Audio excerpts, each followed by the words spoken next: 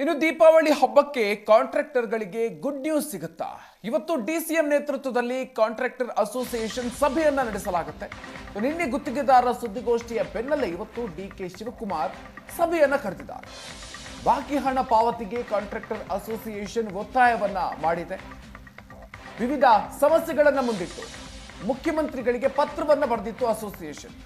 ಇದುವರೆಗೂ ಕೂಡ ಗುತ್ತಿಗೆದಾರರ ಬೇಡಿಕೆಯನ್ನ ರಾಜ್ಯ ಸರ್ಕಾರ ಈಡೇರಿಸಿಲ್ಲ. ಹೀಗಾಗಿ ರಾಜ್ಯ ಸರ್ಕಾರದ ವಿರುದ್ಧ ಗುತ್ತಿಗೆದಾರರು ಆಕ್ರೋಶವನ್ನು ವ್ಯಕ್ತಪಡಿಸಿದ್ದಾರೆ. ಈ ಸಂದರ್ಭದಲ್ಲಿ ಇದೀಗ ಡಿಸಿಎಂ ಡಿಕೆ ಶಿವಕುಮಾರ್ ಅವರು ಗುತ್ತಿಗೆದಾರರ ಆಕ್ರೋಶವನ್ನ ತಣ್ಣಗಾಗಿಸೋದಕ್ಕೆ ಮುಂದಾಗಿದ್ದಾರೆ. ಇವತ್ತು ಗುತ್ತಿಗೆದಾರರ ಜೊತೆಗೆ ಸಭೆಯನ್ನ ನಡೆಸಿ ಚರ್ಚೆಯನ್ನ ನಡೆಸಲಿದ್ದಾರೆ ಡಿಸಿಎಂ ಡಿಕೆ ಶಿವಕುಮಾರ್ ಅವರು.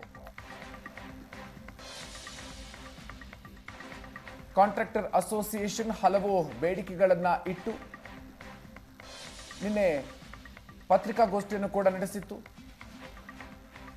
ಅದರ ಬೆನ್ನಲ್ಲೇ ಇವತ್ತು ಡಿಸಿಎಂ ಡಿಕೆ ಶಿವಕುಮಾರ್ ಅವರು ಮೀಟಿಂಗ್ ಅನ್ನು ಕರೆದಿದ್ದಾರೆ. ಹೀಗಾಗಿ ದೀಪಾವಳಿ ಹಬ್ಬಕ್ಕೆ ಕಾಂಟ್ರಾಕ್ಟರ್ಗಳಿಗೆ ಗುಡ್ ನ್ಯೂಸ್ ಸಿಗುತ್ತಾ? ಹಾಗಾದ್ರೆ ಕುತೂಹಲ ಹೆಚ್ಚಿಸ್ತಾ ಇದೆ. ಬಾಕಿ ಹಣ ಪಾವತಿಯನ್ನು ಮಾಡಬೇಕು ಅಂತ ಹೇಳಿ ಕಾಂಟ್ರಾಕ್ಟರ್ ಅಸೋಸಿಯೇಷನ್ ಒತ್ತಾಯವನ್ನು ಮಾಡಿದೆ. ಜೊತೆಗೆ ಅನೇಕ ಸಮಸ್ಯೆಗಳು ಕೂಡ ಇದೆ. ಅವುಗಳನ್ನ ಮುಂದಿಟ್ಟು ಮುಖ್ಯಮಂತ್ರಿಗಳಿಗೆ ಪತ್ರವನ್ನು ಬರೆಯಲಾಗಿದೆ. ಇದುವರೆಗೂ ಕೂಡ ಗುತ್ತಿಗೆದಾರರ ಬೇಡಿಕೆಯನ್ನ ರಾಜ್ಯ ಸರ್ಕಾರ ಈಡೇರಿಸಿಲ್ಲ.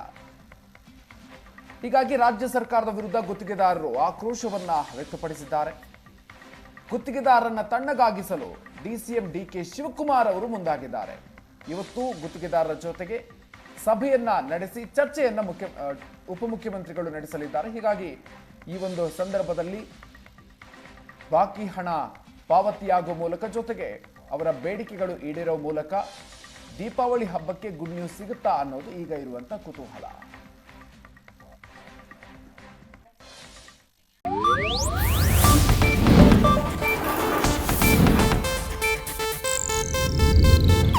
ಇದು ಏಷ್ಯಾನೆಟ್ ನ್ಯೂಸ್ ನೆಟ್ವರ್ಕ್ ಪ್ರಸ್ತುತಿ.